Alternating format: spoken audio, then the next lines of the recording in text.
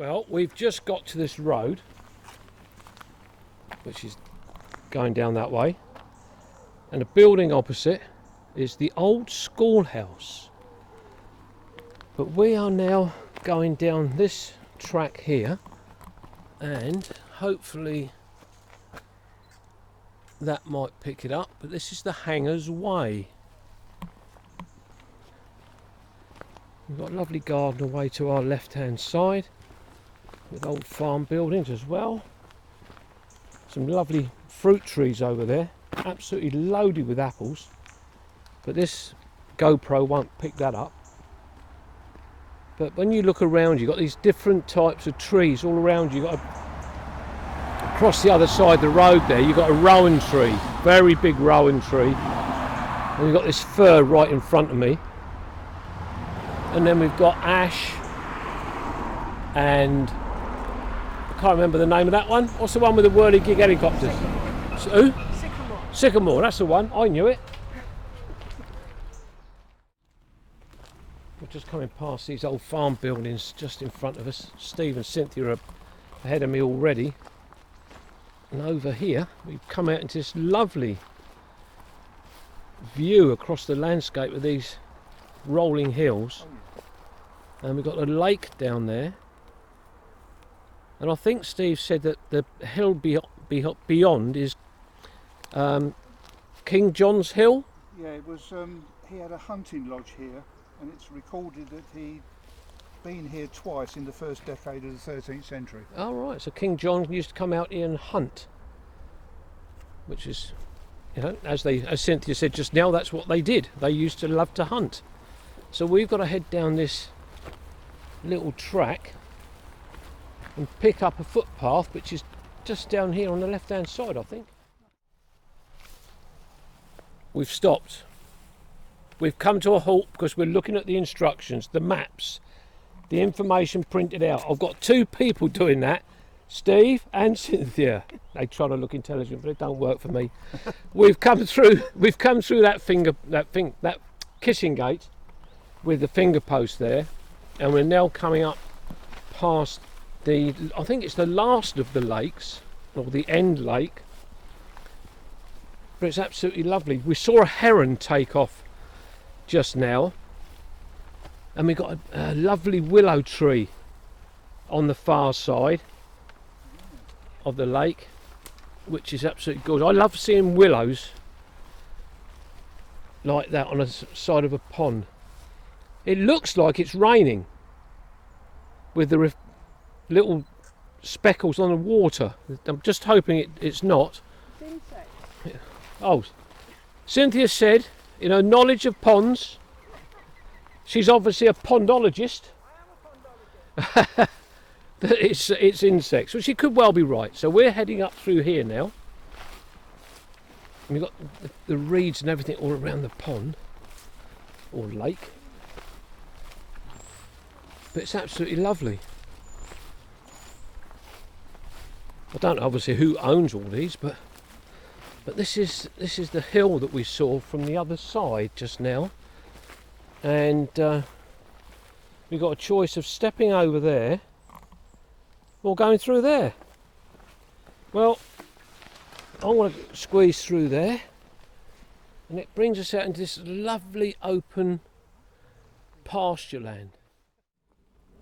Well, after leaving the pasture land behind us, which was lovely, coming through those little row of oak trees, we saw 3 huge boughs that were down off of a tree back there, which must have come down in the last couple of days, because they were the breaks were so fresh, and there's no leaves gone brown on the bits that have fallen off.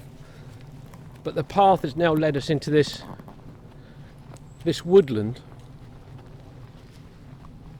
We're just heading off along here. The ground is very wet underfoot, although there's no laying water, but the ground is very wet, so they've certainly had a lot of rain here over the last couple of days.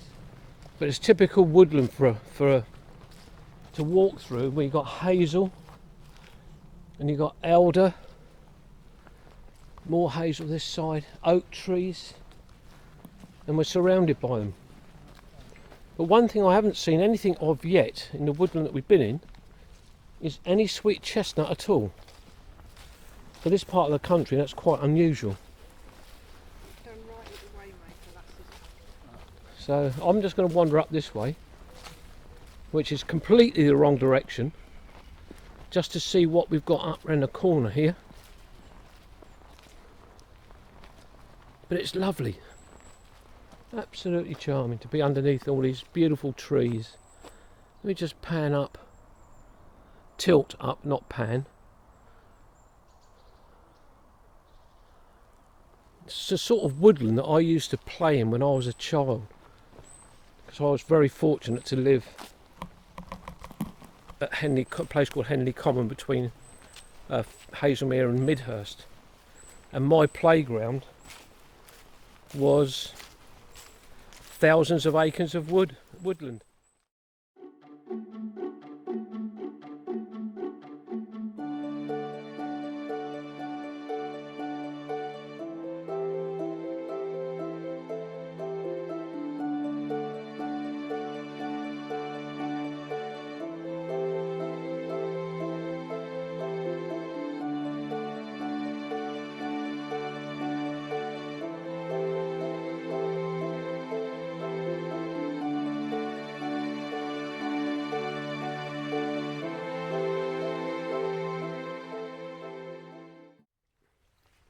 We've just stopped to get a refreshing drink, and there is a reason for this walk. We'll reveal that later on, but we're just heading up this path up here, but we've just come through that lot, very muddy, but interesting. I noticed up here just now, hello, we've got this very interesting building just on the right hand side. The gentleman just going to be going off. Got an antique clock up there. Just look at this building. Isn't that amazing? We've got a pond there with fishing. What a lovely little place. Picture of men working on steel beams. That'll probably be in New York or somewhere. Oh, Rockefeller. The Rockefeller Centre, it says there. Young girls wanted for pickling and bottling, fly within. Wow, what a lovely place. Little workshop. Yeah, no, we've just seen that. Yeah. We got. Is that elder? elderberries. Elderberries. There's a building up there here. Oh yeah, another building up there. That's up on stilts by the looks of it. So we're a bit just above me. I've got buddleia. All the flowers have gone off of that now. Footpath. That's the end of that building up there. Fascinating little place. I don't know whether this is a name of this place here, but we're heading up this path, and Cynthia said we've got to go up here to a road, I think. Yep. And then we've got to turn right, I believe she said. And just above us I can hear a buzzard squawking away up there in the trees. And a crow, I can hear crows. But up here in these trees would be a perfect place for buzzards to nest. So that's possibly what we're hearing. It could be the cry of a youngster, I don't know. But anyway, we're going to press on. Well, we're still walking, and we've come along this tarmac lane. And we had to come up a very steep hill, which is not good on a day like today. But we're just coming down to a junction here. Let me just turn the camera around to show you. Come past these buildings here. And we've got an old-fashioned telephone. Now, what is the chances of there being an actual, it's just a notice board, which is fine. I'd rather see that used as a notice board than Is that where we'd come out? nothing at all. Lovely cottage here. Can't see what that says. Cornerstone Cottage. What a lovely place. Built of stone, brick. I've had the windows changed. Got a little track here. Let's have a look, see what we've got up here. Oh, it brings you up onto a nice meadow. Lovely. What a lovely setting. So we're just about to find out where we've got to go.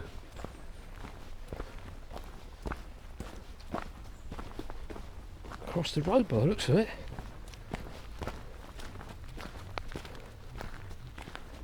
Go along here, up this bit.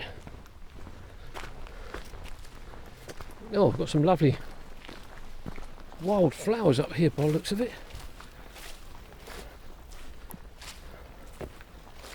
Very pretty. And this is what I talked about on a previous video that Cynthia and I did when we went to up Marden, where the farmers are creating these edges all the way around the field for the wildlife and flowers. Look at this, this is just beautiful. We've got clover and we've got all these different types of things in here. Not sure what these blue flowers are. Has anybody got any ideas? I'm just trying to find out.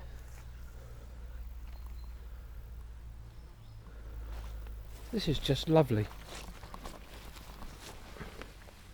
We've got the pink clovers and we've got the purple clovers. This is just beautiful.